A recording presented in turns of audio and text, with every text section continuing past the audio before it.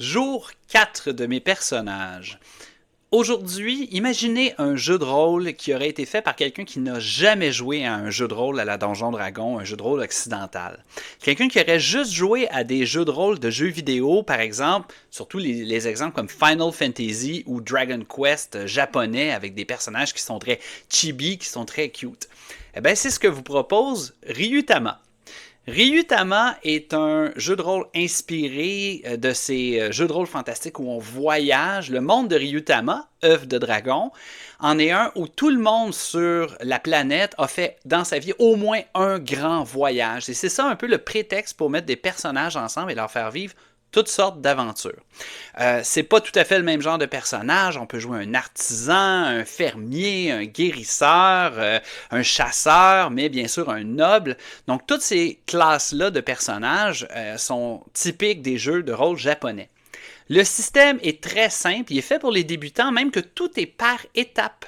Bien énoncé pour à la fois le maître de jeu et les personnages, pour se créer des personnages, pour que ce soit une prise en main facile. Il y a un thème de dragon où est-ce qu'un maître de jeu, pas un maître de jeu, le maître de jeu a un personnage. Le personnage s'appelle un Ryujin. Et le but de ce personnage-là est de faire l'aventure la plus épique au personnage pour ensuite aller nourrir les dragons célestes qui, eux, vont finir par éclore et quand l'œuf du monde, Ryutama, éclora, on ne sait pas ce que ça va donner. Mais donc, il y a des dragons qui sont un petit peu partout sur la planète. Des dragons de terrain, par exemple le terrifiant dragon alpin dans les endroits très reculés, le dragon de la température, comme celui de la pluie qui est tout mignon avec son champignon parapluie, ou celui de la neige qui a des flocons de neige comme elle. Alors, pour mettre en scène dans ce monde-là, on va créer un personnage, on va l'appeler LDT. C'est un brave et grand gaillard qui est champion sportif de son village. Il a tout gagné et tout raflé la région au Bulletsball. Et c'est ce qui lui a donné à un moment donné l'envie d'aller voyager plus loin. Pour par exemple trouver d'autres défis, des nouvelles équipes, vivre de nouvelles aventures.